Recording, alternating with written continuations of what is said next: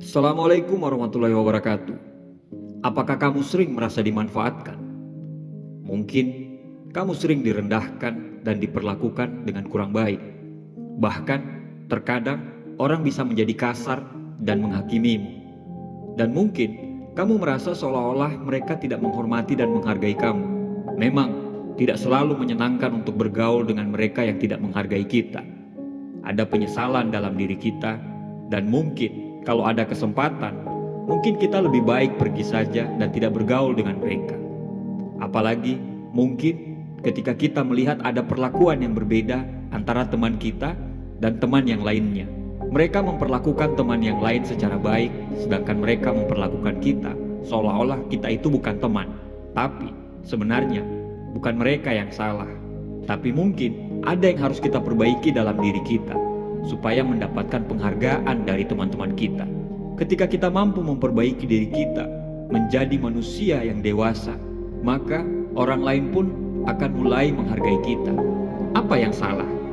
Mari kita pelajari satu persatu supaya kedepannya teman-temanmu mulai menghormati kita. Nomor satu, kamu tidak menghargai dirimu sendiri.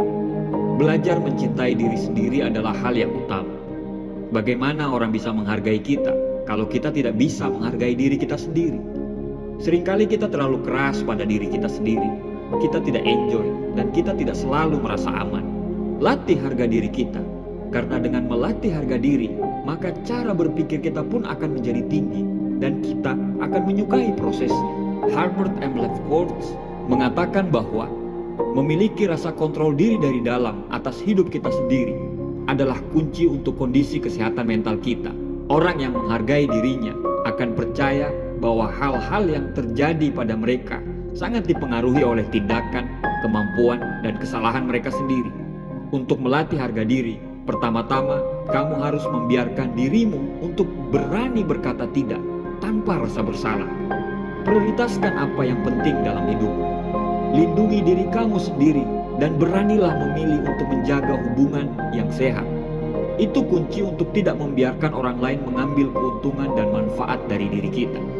Dan pastikan apa yang sudah Anda bayar dalam hidup harus Anda dapatkan. Misalnya nih, kamu berada di sebuah kedai es krim. Kamu membayar untuk 2 es krim, tetapi kamu cuma menerima 1. Kamu diam saja dan membiarkannya karena alasan tidak enak. Kamu harus berani untuk meminta kekurangan 1 es krim itu. Dan jangan pernah merasa bersalah karena meminta hal itu. Mungkin itu hanya sebuah es krim. Kamu pengen, katakan pada mereka, saya belinya 2, tapi saya baru terima 1. Mungkin kecil, tapi inilah cara kita untuk melatih harga diri kita. Kamu harus menghargai diri kamu sendiri lebih daripada orang lain. Yang kedua, kamu tidak menetapkan batasan. Penting kita untuk menetapkan batasan pergaulan kita yang jelas antara diri kita dengan orang lain. Misalnya, temanmu sering datang ke rumahmu untuk nonton film. Kamu senang dan peduli dengan teman-teman kamu. Tapi, mereka bukan tipe orang yang suka menghargai tuan rumah. Mereka meletakkan kaki di atas meja, sedangkan kamu sebagai tuan rumah tidak pernah meletakkan kakimu di atas meja. Mereka merokok sembarang, sedangkan dalam rumahmu tidak ada yang merokok. Mereka makan dan meninggalkan sampah di mana-mana. Apakah mereka menghormati kita? Ya jelas, tidak tampak mereka menghormati kita. Apa yang harus kita lakukan? Langkah yang baik adalah menetapkan batasan ketika teman-teman kita datang dan diskusikan dengan mereka. Kita bisa kok melakukannya dengan cara yang baik untuk mendiskusikan hal tersebut. Dan tentunya tetap mempertimbangkan dari sudut pandang mereka juga. Itu adalah rumahmu dan pada akhirnya harus mengikuti semua aturan. Jadi, beritahu mereka kalau nanti mereka main ke rumah, bersikaplah sopan. Kalau merokok, harap di luar. Dan nanti kalau makan, itu harap dirapi.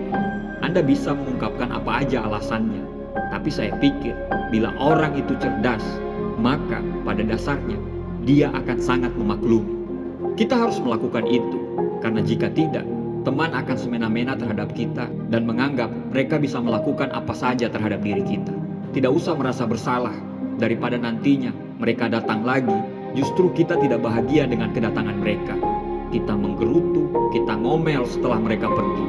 Memberitahu mereka bukan suatu hal yang sombong atau angkuh, tapi itu adalah batasan yang kita kasih supaya kita tetap dihargai. Nomor 3, pahamilah kalau kamu tidak harus bersikap baik setiap saat. Kamu mungkin berpikir bahwa jika kamu tidak melakukan setiap kebaikan yang diminta teman kamu, mereka berpikir akan tidak menyukai kita lagi. Tapi kalau sikap mereka seperti itu, berarti mereka bukan teman yang baik. Kamu mungkin merasa bersalah jika tidak menerima ajakan teman kamu untuk hangout, padahal kamu sendiri lagi pengen di kamar menikmati musik karena lagi malas keluar rumah. Mungkin kamu ingin teman kamu selalu tersenyum, tetapi mengorbankan senyummu sendiri. Kamu selalu mencoba tersenyum walaupun dipaksakan supaya temanmu tersenyum. Padahal saat itu kamu mungkin lagi mengalami hal-hal yang tidak menyenangkan dan kamu lagi tidak baik-baik saja. Kamu tidak perlu berada dalam suasana hati tertentu untuk siapapun. Membiarkan rasa bersalah menguasai kita dapat membuat kita menegosiasikan tindakan yang dulu dirasakan menyenangkan menjadi sesuatu yang dipaksakan dan menjadi tidak nyaman. Berlatihlah untuk meyakinkan diri sendiri. Tidak usah merasa bersalah apabila kita tidak bisa menerima ajakan teman. Senyum kita lebih penting daripada senyum orang lain. Karena bagaimana kita bisa membuat orang lain tersenyum sedangkan diri kita sendiri tidak tersenyum? Bagaimana kita bisa membuat orang lain bahagia sedangkan diri kita tidak bahagia? Kita hanya manusia. Kita tidak bisa menyenangkan semua orang. Nomor 4, mungkin kamu terlalu sering minta maaf.